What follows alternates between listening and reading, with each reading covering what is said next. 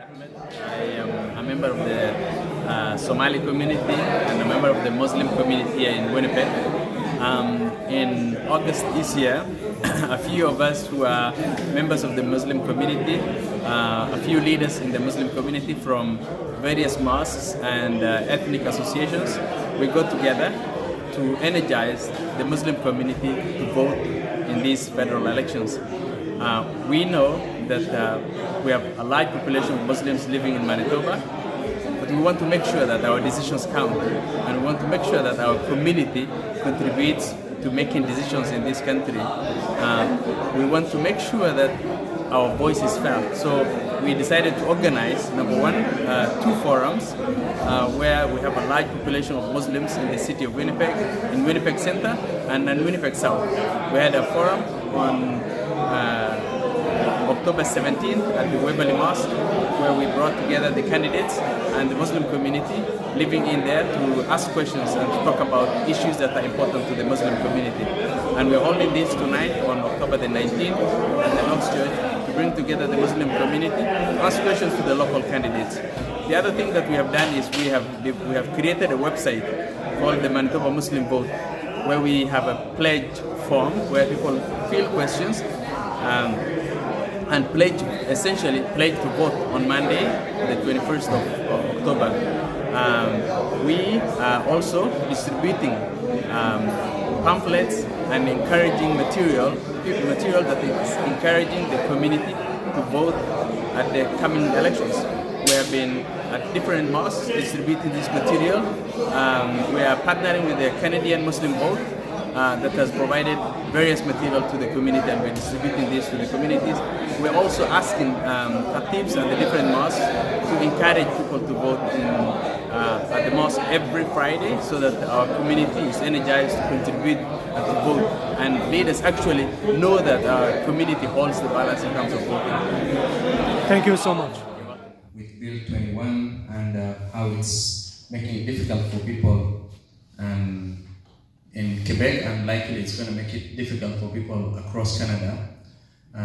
We're worried that in the West, things are going worse and worse, going to the right, and we're worried that this country one day is going to have a Bill 21 for the whole of Canada, where Muslims are going to be asked to remove their traditional religious clothing, and women are going to be asked to remove their hijab if they work for public service. That's one thing.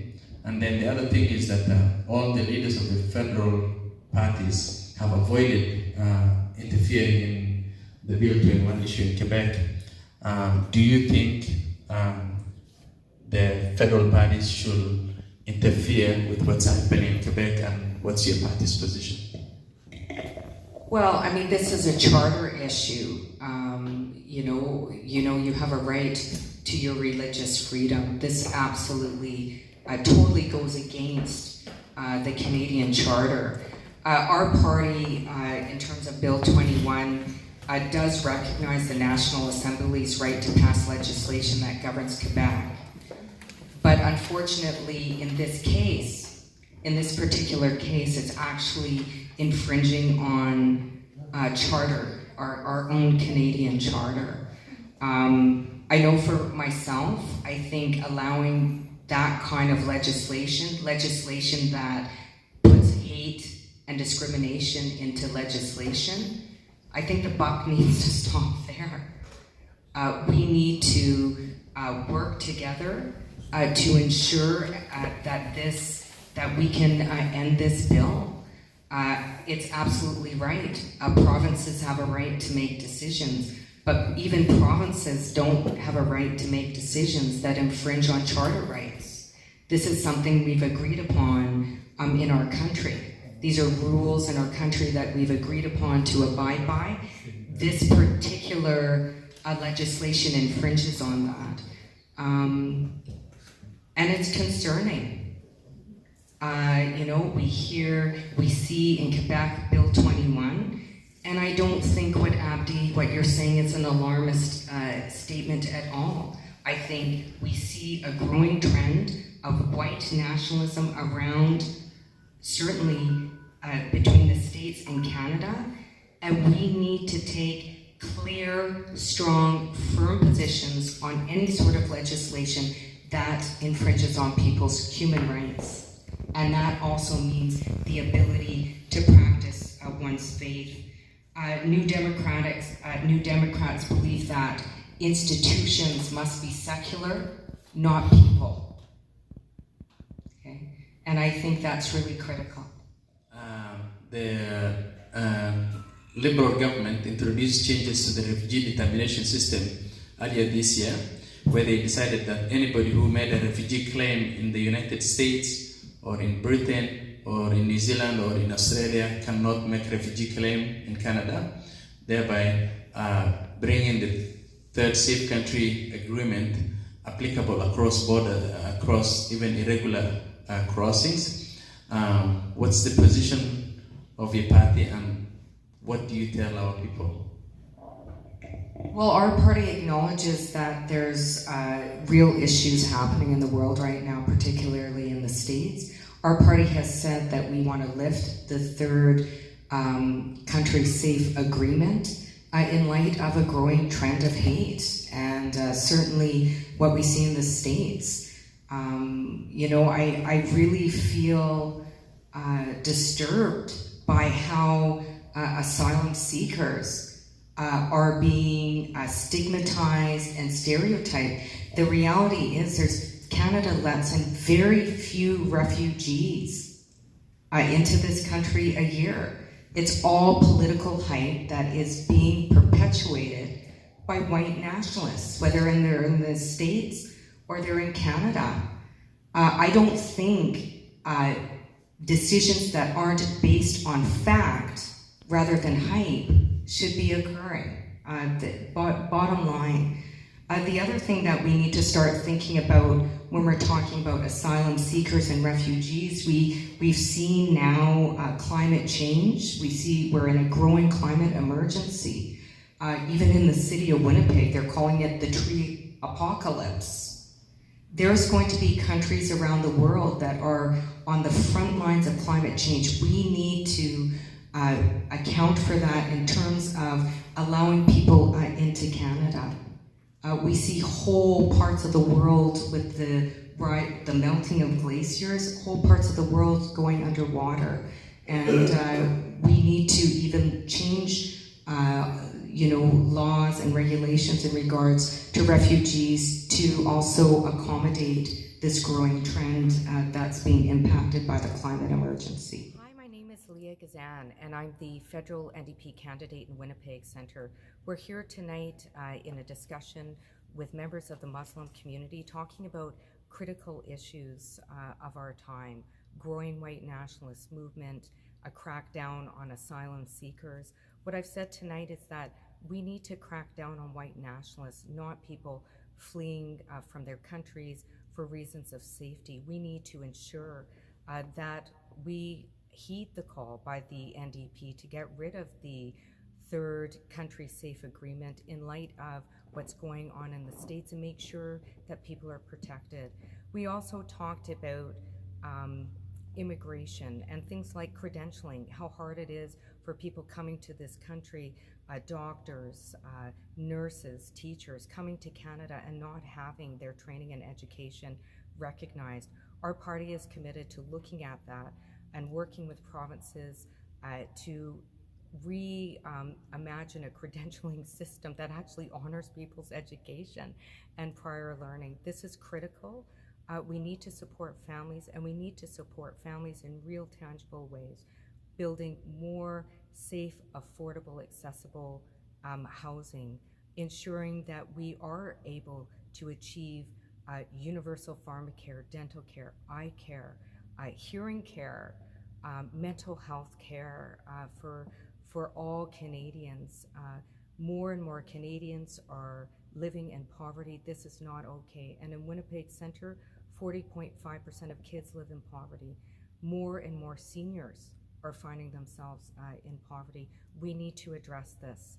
So it was a real honor to be here today. I welcome anybody to ask me questions. Please don't hesitate to stop by our office at 1111 Ellis Avenue. I hope to see you there, and I hope you'll support me on October 21st. And even if you don't, just get out and vote. Thank you very much. So the second question, what's your message to our Islamic community?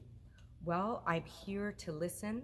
I'm here to advocate your vision, your wants, your desires. I would feel very privileged to work with the Muslim community to achieve human rights, social justice, and a quality of life for all persons in dignity and in honor of everyone's.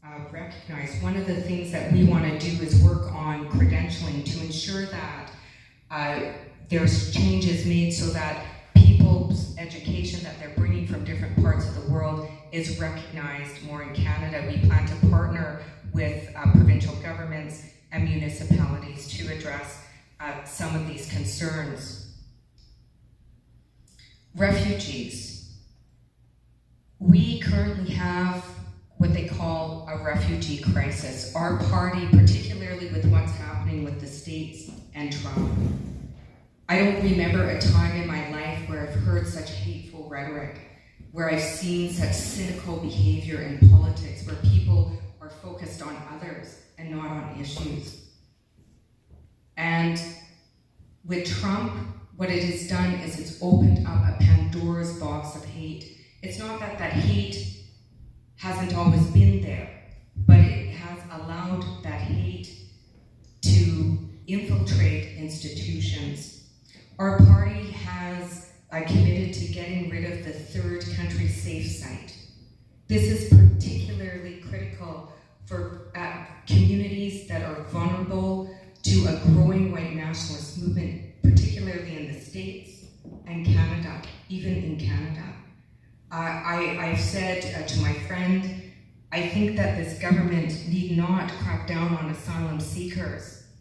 They need to start cracking down on white nationalists that are preying, using their hate to prey on groups, to prey on families, to prey on people's loved ones. And as somebody who is a descendant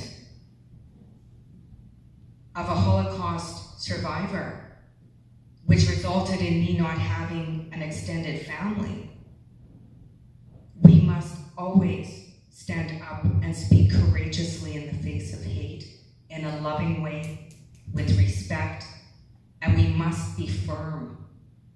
So I worry about the kind of conversation that's taking place, where we're allowing people like Maxime Bernier at debates, who is perpetrating hate. This is not about democracy. This is about hate. This is not certainly a value that I respect or want to defend. So I'm going to open it up because I don't know how much time I have here. 20 minutes. I want to open up for questions along the way. But I always try and, instead of talking at you, I want to be available for questions. I don't know how you feel about that, Abdi. Can I open it up for questions? Just because I have limited time and you may have questions of me. Refugees in any other country in the world. People often forget about that. It's not the United States that accepts the most. It's not England. It's not France. It's not Germany. It is Canada last year that accepted the most refugees. That is a substantive change from previous governments, and we like 7,000 Syrian refugees. That's important to remember. I was at a rally actually just last week with a couple of colleagues of mine, and there were some of the refugees from Syria who were very excited to be there, who were celebrating their new life here in Canada, a life of peace, and they could remember, some of their children could remember the horrors that they were facing in their war-torn country. Things which were not good, things which are not good for the human soul, and they had come home to this country, and this is their new home. Robert Falconer-Lett. I'm the Member of Parliament for Winnipeg Centre. My name is Robert Falconer-Lett, and I'd just like to encourage everyone to come out and vote. The reasons this election is so important is that we are looking to ensure that we protect the Canada Child Benefit, that we lift our seniors more out of poverty, that we look after more of our fellow citizens, more social housing. but we also ensure that we create the Canada which we need here in this country, whether that is anti-racism programs, fighting against Islamophobia. These are things that our government has been doing for a long time and that I stand for. So I stand with you, and I hope that you will come out and stand with me on October 21st and come out and vote, because your vote truly matters and you can make a difference in this election. Thank you so much. Thank you. Hidden cuts. So instead of having a civil servants do the job, or a number of them do a job, we start laying them off little bit by little bit. And then when someone needs that service, you can't find the civil servant to actually process your application. So for instance, spousal reunification, the ability to bring your spouse, your partner, your wife, or your husband to Canada. It was up to 72 months at one point when we first came to office in 2015. Hi everyone, my name is Jennifer Chan. This federal election will be my first time voting in the federal election in Canada. And I want to encourage my fellow immigrants here, my fellow newcomers here, that go to vote on October 21st. Your voice matters. Immigrants' voice matters. Thank you. عجبك الفيديو لا تنسى الإعجاب والاشتراك في القناة.